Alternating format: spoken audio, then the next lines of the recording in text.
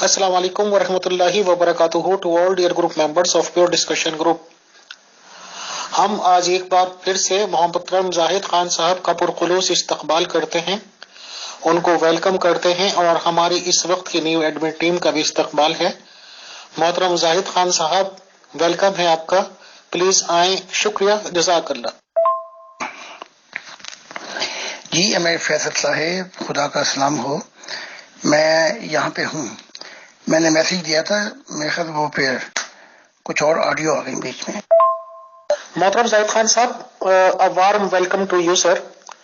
Sir please हम direct straight forward बातचीत शुरू कर देते हैं कि मेरी जानकारी में ये बात है कि 25 साल की एज में रसूल इस्लाम साहब की शादी 40 इयर्स ऑफ एज की विडो लेडी खदीजा जी से हुई थी और वो कपड़े की काफी बड़ी बिजनेसमैन थी और काफी बड़ा उनका व्यापार बिजनेस फैला हुआ था और जाहिर सी बात है कि वो गैर मुस्लिम थी।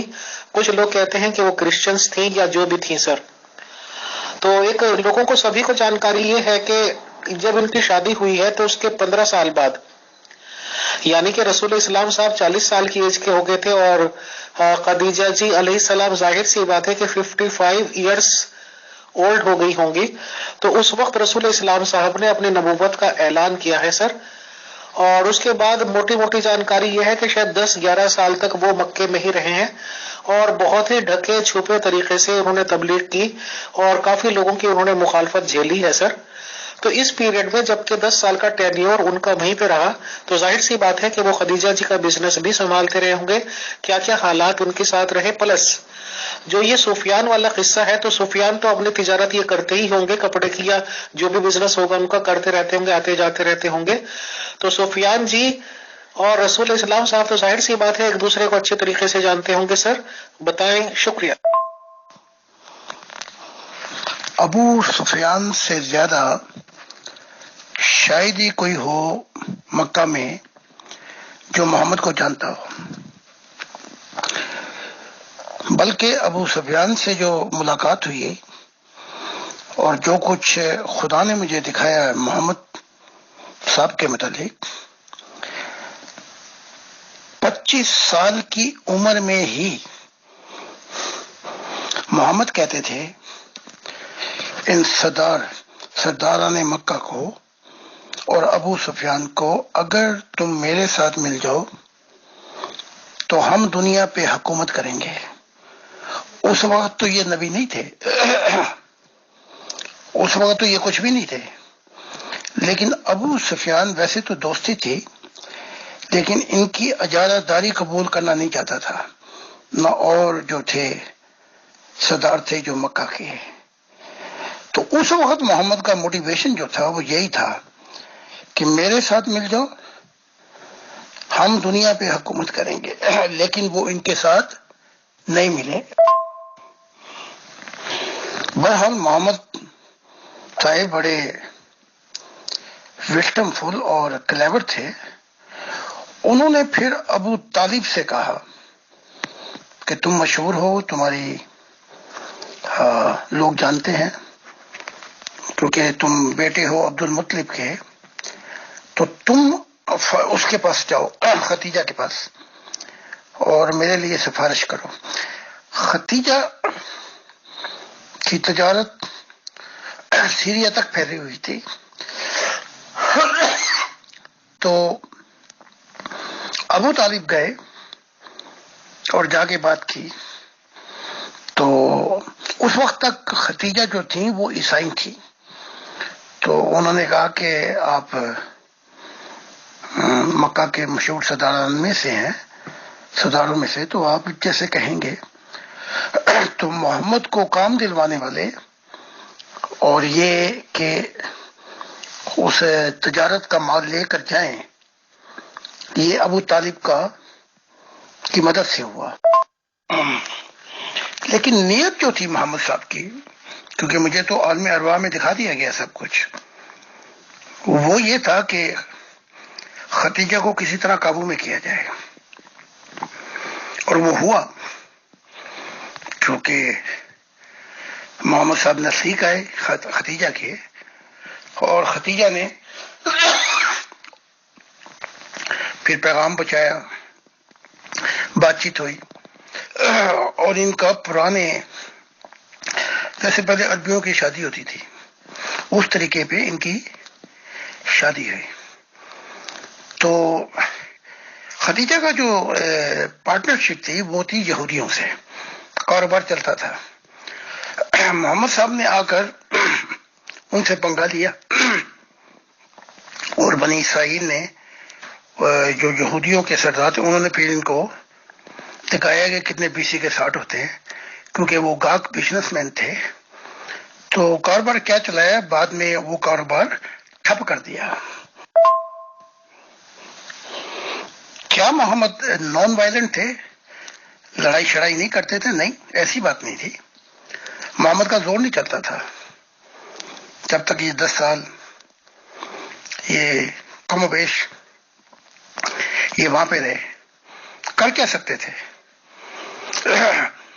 تو اس وقت تو یہ اپنا بالکل اس قابل نہیں تھے، اور ان 10 یا کم و بیش سالوں میں کوئی 39 لوگ چھپ کے مسلمان ہوئے، اور وہ بھی چھپ کے۔ تو جب یہ عمر مسلمان ہوا ہے تو اس نے کلم کلا کہا کہ میں مسلمان ہوں، بلکہ یہ بھی پہلے قتل کرنا چاہتا تھا محمد کو، اور بس قتل کر دیا تھا، لیکن اس کا زور نہیں چلا۔ تو ابو سفیان جو شخص تھا وہ محمد صاحب کی رگ رگ سے واقف تھا۔ تو ابو سفیان نے تو پھر بہت سی باتیں کی مجھ سے۔ محترم زاہد خان صاحب، کیونکہ بیسیکلی ہم لوگ خود بزنس مین ہیں، اور دیکھنے میں پرکھنے میں یہ بات آیا کہ جو بھی بزنس مین ہوگا، چاہے وہ چھوٹا بزنس مین ہے بڑا بزنس مین ہے، کبھی بھی لڑائی جھگڑے نہیں چاہتا ہے، اور لڑائی جھگڑوں سے دور رکھنا چاہتا ہے اپنے آپ کو، تاکہ وہ ہر چیزوں سے محفوظ رہے، اس کا جان محفوظ رہے، مال محفوظ رہے، اور وہ لگاتار اپنے بزنس امپائر کو بڑھائے۔ محترم، آپ نے یہ کنفرم کیا کہ خدیجہ جی کا ریلیجن جو تھا وہ کرسچینٹی تھا، یعنی کہ وہ مسیحی ممبر تھی۔ تو ظاہر سی بات ہے کہ میاں بیوی کا ایک ایسا رشتہ ہے، یہ پاک بھی ہے، پوتر بھی ہے، اور یہ بھی سب لوگ جانتے ہیں کہ میاں بیوی جس بھی ریلیجن کے ہوں گے تو ایک دوسرے کے بارے میں بہت زیادہ جانکاری لے پاتے ہیں اس وقت، کیونکہ اس رشتے سے قریب بھی کوئی رشتہ نہیں ہوتا ہے۔ تو ظاہر سی بات ہے کہ مسیحیت کے ریگارڈنگ تو جانکاری بہت زیادہ رسول اسلام صاحب کو خدیجہ جی سے مل گئی ہوگی، اور ایک نام آپ نے یہ لیا کہ وہ کاروبار کے لیے سیریا بھی جایا کرتے تھے۔ ہماری جانکاری میں یہ بات ہے کہ سیریا میں یہاں پہ ہمارے ہندوستان کے لوگ بھی جاتے تھے، اور کافی پڑھے لکھے اہل علم لوگ بھی جاتے تھے، اور دوران ویاپار کاروبار ہی ان کی ملاقات رسول اسلام کے وہاں ان لوگوں سے بھی ہوئی ہے، اور وہاں پہ انہیں ہندوازم کے بارے میں جانکاری ملی، اور وید اور پرانوں کے بارے میں جانکاری ملی، جو قرآن لکھے گئے بعد میں بگاڑ کر۔ تو آپ کیا کہتے ہیں، کیا آپ سے اس بارے میں بات ہوئی کہ آپ اس خبر کو کنفرم کرتے ہیں کہ سیریا میں رسول اسلام صاحب کی ملاقات ہندو اسکالر سے ہوئی؟ سر بتائیں، شکریہ۔ اب کافی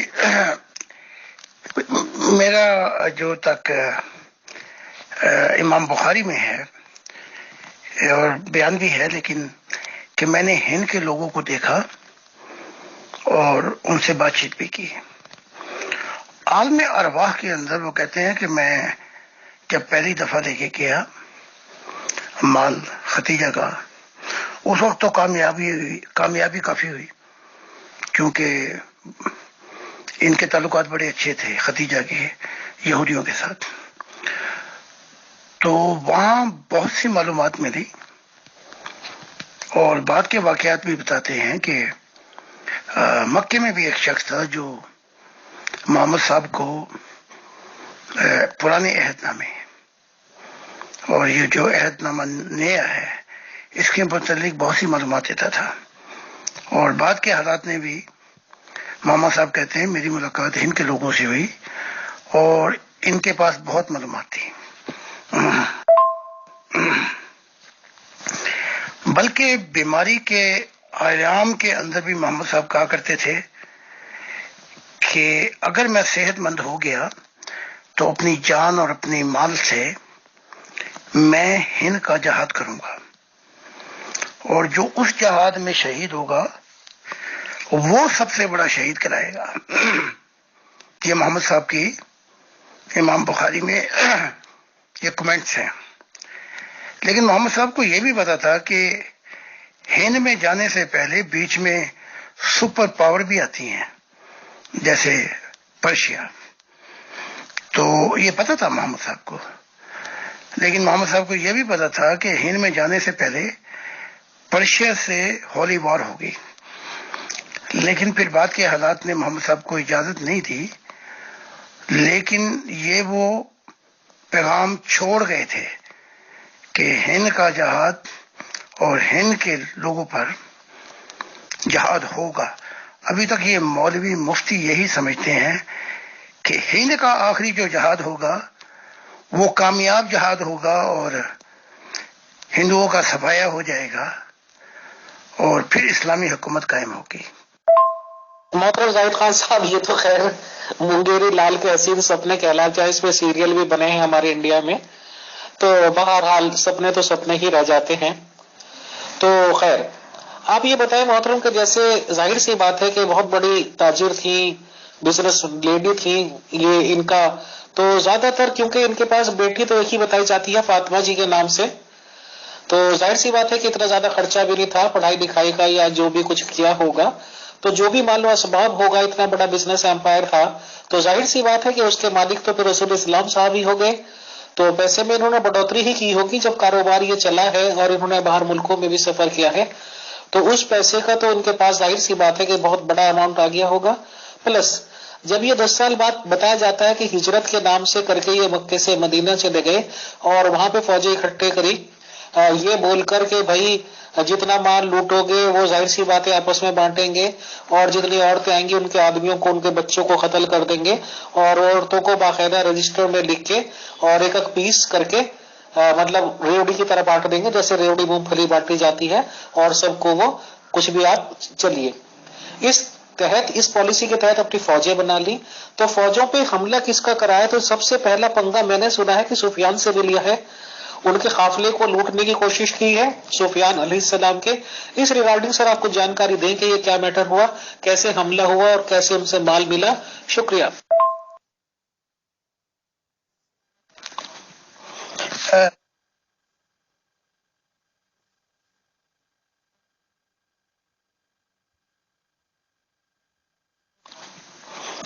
فاطمہ اکیلی بیٹی نہیں تھی، رقیہ تھی اور غالباً ام کلثوم اور بیٹے بھی تھے. تو یہ ملا کے غالباً 5 یا 6 بنتے ہیں جو ان کی اولاد ہے. تو غالباً فاطمہ سب سے چھوٹی تھی. جو حملے کا سبب بنا جب یہ ہجرت کر گئے تو محمد صاحب کو بعد میں خبر ہوئی. یہ محمد صاحب کے جو کچھ لوگ تھے وہ بیچ میں بیٹھ جاتے تھے اور جو مال آتا تھا اس کو لوٹتے تھے. تب محمد صاحب نے کہا کہ کاش ان کے ساتھ کچھ اور لوگ بھی ہوتے. بہرحال پھر اور لوگ شامل ہوئے تو یہ آہستہ آہستہ ڈاکوؤں کا گروپ بنا. پھر ہوا یہ کہ محمد صاحب کو خبر ہوئی کہ بہت بڑا ابو سفیان کا قافلہ آ رہا ہے جس میں کروڑوں کی مالیت کے تھے. تو انہوں نے چاہا کہ اس پر قبضہ کر لیں. تو جو پہلا وائلنٹ ہوا ہے خلاف ورزی وہ محمد صاحب اور ان کے ماننے والوں کی طرف سے ہوئی ہے. تو یہ نکلے تھے کیونکہ یہ جو مدینے کے جو یہ مسلمان تھے جنہوں نے ایمان لے کے آئے تھے، سعد بن معاذ اور یہ اسید بن حذیر، یہ 2 سردار تھے. تو غربت کی حالت تھی ان کی بڑی. تو محمد صاحب نے فیصلہ کیا کہ آؤ ہم اس قافلے کو لوٹ لیتے ہیں تاکہ پھر ہمارے پاس مال اکٹھا ہوگا. اور یہ اس نیت سے نکلے. لیکن ابو سفیان بھی کوئی عام آدمی نہیں تھا، بڑا تدبر اور گھاٹ گھاٹ کا پانی پیا ہوا تھا. اس نے اپنے لوگوں کو وہ چھوڑا ہوا تھا. اس سے اسے پتہ لگ گیا کہ محمد صاحب مجھے لوٹنے کے لیے آ رہے ہیں، تو وہ اپنا رستہ بدل کے چل دیا. بہرحال وہ جب پہنچا ہے اس نے کہا یہ تو بڑا خطرہ ہے محمد اور اس کے جو یہ ماننے والے ہیں یہ رستے میں ڈاکہ زنی کرتے ہیں. تو پھر وہ چل کے آیا اور یہ پہلی جنگ بدر شروع ہوئی. لیکن اس کا سارا اگر آپ الزام دے تو محمد یا ان کے ماننے والوں پہ جاتا.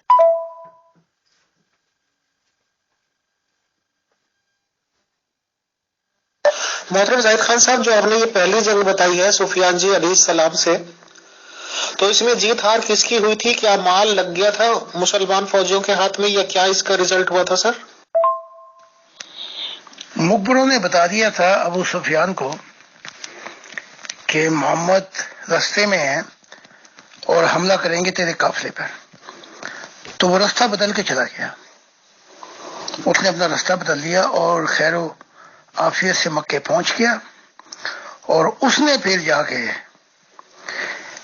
ابو سفیان نے سوچ و بچار کی، یہ تو محمد کے لوگ بھی ڈاکہ زنی کر رہے ہیں رستے میں، یہ تو بہت بڑا خطرہ ہے.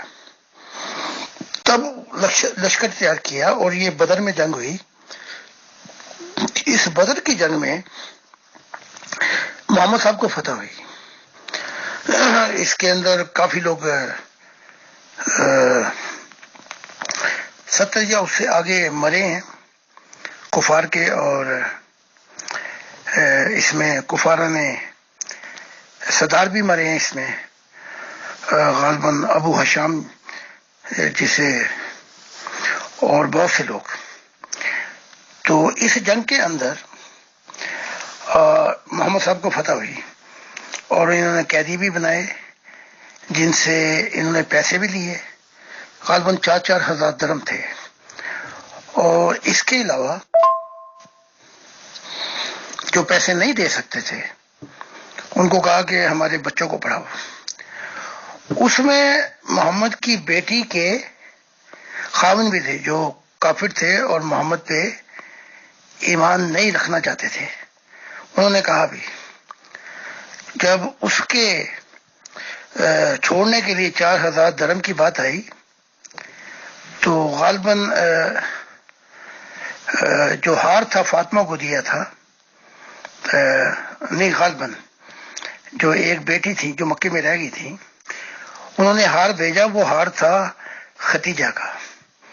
تو جب محمد صاحب نے وہ ہار کو دیکھا تو رو پڑے، آپ دیدہ ہوئے. کہا کہ یہ ہار واپس کر دو جو میری بیٹی مکہ میں ہے اور اس کو ویسے رہا کر دو. تو پھر صحابہ نے ایسے ہی کیا، وہ ہار بھی واپس کر دیا اور 4,000 درہم بھی نہیں لیے. اس میں فتح محمد صاحب کی ہوئی تھی اس جنگ کے اندر بدر میں. محترم، جب ایک جنگ میں فتح ہوگی تو ظاہر سی بات ہے، آپ نے کہا مال 4-4 ہزار درہم ملے تو بہت بڑی رقم ہوگی اس ٹائم کے حساب سے. اور ظاہر سی بات ہے کہ جتنا کامن سینس کہتی ہے وہ سب ہتھیاروں وغیرہ میں ہی خرچ ہوئی ہوگی. تو اس کے بعد تو اس کا مطلب سفیان سے تو پھر میں نے سنا ہے 1-2 جنگیں اور بھی ہوئی ہیں. تو کیا یہ باتیں بھی صحیح ہیں محترم؟ بتائیں. شکریہ. جی، پھر جنگ احد ہوئی جس میں بڑی تیاری ہوئی اور اس میں محمد صاحب کو دکھایا بھی گیا گائے ذبح ہو رہی ہے. تو محمد صاحب نے کہا کہ ہم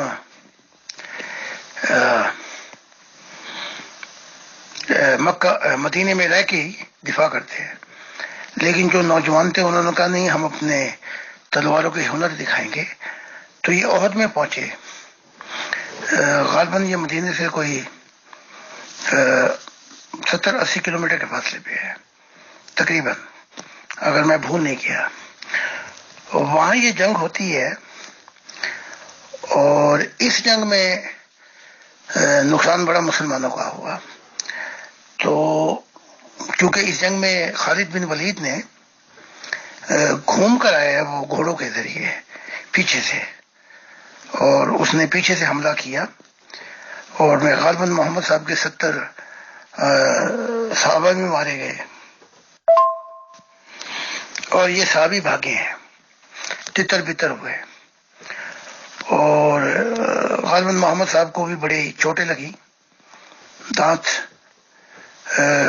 توڑ دیے گئے. یہ اپنا سعد بن وقاص کا بھائی تھا اس نے پتھر مارے، بہت زخمی ہوئے. پھر یہ علی اور کچھ لوگ لے کے آپ کو پہاڑ کی طرف چڑھے ہیں اور جان بچانے کے لیے. تو اس میں بڑا نقصان ہوا مسلمانوں کا. جی محترم زاہد خان صاحب، اس کا مطلب رسول اسلام شدید طور پر زخمی ہوئے، اور جنگ میں تو کچھ بھی ہو ہی سکتا ہے محترم.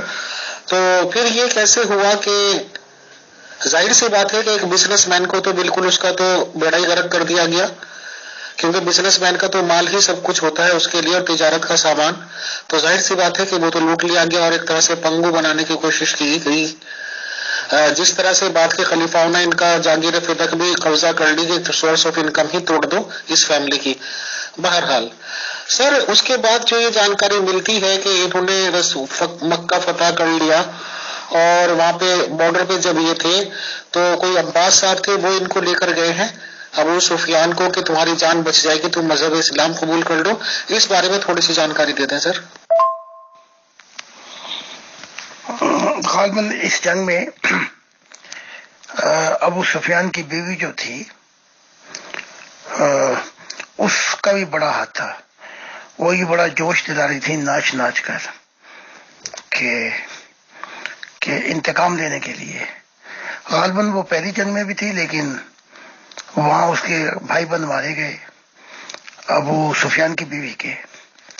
تو اسے بڑا غصہ تھا کہ کسی طرح قتل کیا جائے، اور اس نے قسمیں بھی کھائی تھی، اور اس نے اپنا غلام تیار کیا. اس کا نام تھا ہندا، ابو سفیان کی بیوی کا. اس نے اس کو بڑا کچھ دیا بھی. اس نے پھر اپنا نیزہ مار کے یہ جو حمزہ ہے چچا، اس کو قتل کیا. اس وقت محمد صاحب بڑے آگ بگولا تھے. ختیجہ مجھے بتاتی ہیں، ختیجہ کا اب رجحان اسلام کی طرف بالکل نہیں ہے، وہ چھوڑ گئی ہیں، اور وہ ان کی نیچر بھی ان کی ملاقات بھی ہوئی کئی دفعہ عیسیٰ ابن زکریا سے، جیسے عیسیٰ ابن مریم کہتے ہیں. تو وہ علیحدہ ہو چکی ہے. بہرحال حقیقت یہ ہے کہ انہوں نے بڑی ایڈوائس دی تھی ختیجہ نے، کیونکہ وہ مالدار تھیں. وہ چاہتی تھی کہ یہ پنگے نہ لیے جائیں یہودیوں سے، اور ایسے کام نہ کیے جائیں تاکہ بزنس پہ بڑا نقصان ہوگا، اور وہ ہوا. تو اب آتے ہیں یہ آخری جنگ کی طرف. محمد صاحب نے بڑے خفیہ طریقے سے لشکر تیار کیے، اور چاہا مکھ پر بیچ میں بٹھائے کہ یہ بات مکہ والوں تک نہ پہنچ سکے. اور بڑی تیزی سے سفر کرتے ہوئے، اس سے پہلے کہ مکہ والوں کو خبر ہوتی، یہ 10,000 کا لشکر لے کے پہنچ گئے. اچھا، اب وہ جب لشکر دیکھنے کے لیے رات کا وقت تھا، ابو سفیان آیا، اس نے بڑی روشنیاں دیکھی. اس نے کہا کہ اس کے ساتھ کچھ لوگ تھے، انہوں نے کہا کہ یہ فلاں جو ہے قبیلوں کا لوگ ہیں. تو ابو سفیان نے کہا بے وقوف مت بن، ان کا لشکر اتنا بڑا کیسے ہو سکتا ہے. تو ابھی وہ دیکھ ہی رہے تھے کہ یہ عباس ارد گرد گھوم رہے تھے. عباس نے کہا یہ محمد کا لشکر ہے. تو پھر تو اس کے اوسان ختم ہو گئے ابو سفیان کے. تو پھر ابو سفیان، عباس نے کہا جان بچانی ہے تو میں تجھے لے چلتا ہوں، پھر بعد کا نہیں پتا. تو پھر یہ لے کے پہنچے ہیں. رستے میں جب وہ جہاں پہ وہ لگے ہوئے تھے خیمے، اس نے دیکھ لیا عمر نے، اور یہ بھاگا قتل کرنے کے لیے. کیوں؟ لیکن یہ عباس محمد صاحب کی خچر پہ تھے، پیچھے ابو سفیان بیٹھا ہوا تھا، لہذا وہ ایڑ لگا کے پہلے پہنچ گئے. محمد کے سامنے ہی عمر قتل کرنا چاہتے تھے ابو سفیان کو، لیکن عباس کا جھگڑا پڑ گیا عمر کے ساتھ. انہوں نے کہا عباس نے کہا یہ ہم لوگوں میں سے ہے، ہماری یعنی کہ سٹے وٹے رشتہ داری ہیں. تو محمد نے کہا اس کو لے جاؤ، ابو سفیان کو صبح پیش کرو. پھر صبح پیش کیا تو عباس نے کہا کہ کلمہ پڑھ لے. اس نے کہا لا الہ الا اللہ تو میں پڑھ لیتا ہوں، باقی محمد رسول اللہ میرا دل صاف نہیں، کیونکہ میں محمد کو جانتا ہوں. تب عباس نے کہا کہ تو قتل ہو جائے گا. تو ڈر خوف سے پھر ابو سفیان نے کلمہ پڑھا اور اس کا دل صاف نہیں تھا اور اس نے زبردستی پڑھایا گیا، لیکن بعد کے حالات میں آپ نے دیکھا کہ پھر کیا گل کھلے. وہ کوئی ایک عام آدمی نہیں تھا، بہت بڑا گھاٹ قسم کا سیاستدان ذہنیت بھی رکھتا تھا. بلکہ ہندا کا، اور جب ابو سفیان واپس آیا مکہ میں، اس نے کہا لڑنے کی کوشش مت کرو، محمد کے پاس لشکر بہت ہے. تو ہندا نے جو بیوی تھی ابو سفیان کی مونچھیں کھینچ کے لانتے ملانتے کی اور کہا اس کی بات مت مانو. محمد صاحب نے اس مکہ کے لوگوں کو اس لیے معاف کر دیا کہ کم سے کم آدھے تو ان کے اپنے رشتہ دار تھے، تو اگر تلوار چلتی تو اپنوں پہ چلتی. لیکن یہ رحم یہودیوں پہ نہیں آیا، ایک ایک کو چن کر مار دیا.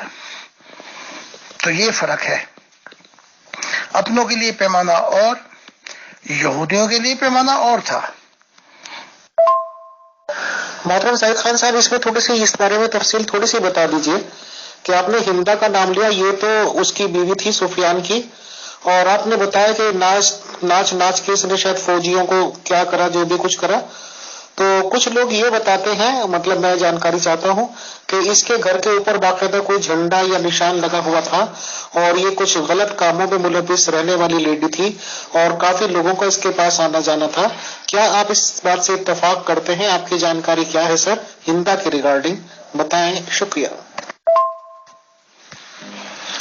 ہندا یہ وہ عورت ہے جس نے حمزہ کی لاش، اور اتنی نفرت ہو گئی تھی، اس کا دل جو نکال کے چھپایا تھا حمزہ کا. تو ایسی بات نہیں ہے، ابو سفیان سرداران مکہ میں سے تھے، اور اس کی بیوی ہندا کا بھی ایک اپنا مقام تھا. تو یہ کہ لوگوں کا آنا جانا تھا، محفلیں تو لگتی تھیں، ان محفلوں میں شعر اور عورتوں کے حسن کے قصے بھی بیان ہوتے تھے. یہ تو ان کا مکہ والوں کا یہ بہت پرانا طریقہ کار ہے. لیکن یہ کہ کوئی ایسی باتیں تھی، کیونکہ ابو سفیان کا بڑا روب تھا اپنا سرداروں میں سے، قریش کے سرداروں میں سے، تو ایسی کوئی بات نہیں تھی جیسا یہ بتاتے ہیں مسلمان. چلیے محترم زاہد خان صاحب، یہ بات تو آپ نے کنفرم کی کہ اس نے ہندا نے رسول اسلام صاحب کے چچا کو باقاعدہ قتل کروا کے اور یہ باڈی پارٹس نکالنا، ان کا کلیجہ چبانا، یہ خیر بہت ہی زیادہ ایک طرح سے وحشی پن یا درندگی کہہ لیجیے، یا یہ کہہ لیجیے سمپل ورڈز میں کہ نفرت کی انتہا تھی. تو جیسے کہ سنا جاتا ہے کہ رسول اس کی ہندا کی کوئی بیٹی تھی یا کیا تھی، اس سے بھی شادی ہوئی ہے رسول اسلام کی، اس ریگارڈنگ جانکاری دے دیں سر، شکریہ. جی ہاں، یہ بالکل ٹھیک ہے، ابو سفیان کی بیٹی سے شادی ہوئی ہے، اور وہ اسلام لے آئی تھی. بلکہ جب ابو سفیان مدینے میں پہنچا بات چیت کے لیے، نام اس وقت ذہن میں نہیں ہے، ام ہانی یا کون ہے، تو اس نے اپنا بستر بھی لپیٹ دیا. تو واقعتاً اس بیٹی سے بلکہ ابو سفیان نے کہا بیٹی مجھے لگتا کہ محمد کے ساتھ رہ کے تجھ پہ بہت تیرے حالات خراب ہو گئے ہیں. بہرحال یہ ابو سفیان کی بیٹی تھی، یہ بالکل حقیقت ہے، جس نے اسلام قبول کر لیا تھا. تو محترم زاہد خان صاحب، ہندا کی بیٹی یعنی کہ سفیان کی بیٹی ہوئی یہ لڑکی، اور اس کا بھائی ہوا پھر کون سا؟ معاویہ ہو گیا. معاویہ یزید کا فادر ہو گیا.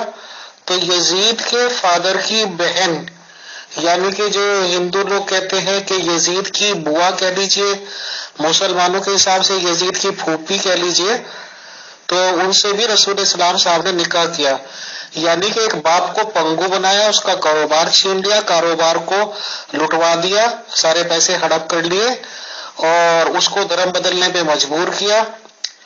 اس کے بعد اس کی بیوی نے خیر انتقام لیا اور چبایا کلیجہ وغیرہ، تو اس کی لڑکی سے بھی شادی کر لی. اب وہ کیا کیا حالات رہے ہوں گے یہ تو خیر पता चल जाएगा, इस पे भी तहकीक कर लेंगे सर। तो उसके बाद मतलब ये किस हालात में शादी हुई सर, इसकी थोड़ी सी अगर जानकारी हो। ये जो शादी हुई है हिंदा की लड़की की, तो माँ बाप की रजामंदी से थी, ये शादीशुदा औरत थी या बेवा थी, क्या थी? अगर इस रिगार्डिंग जानकारी हो तो दे दे सर, शुक्रिया।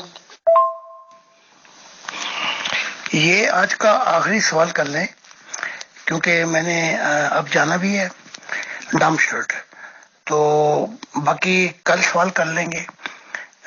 ये खतीजा के बाद हुई। खतीजा की जिंदगी में तो जी शादी नहीं हो सकती ना, और ना उसने, ये बाद में हुई।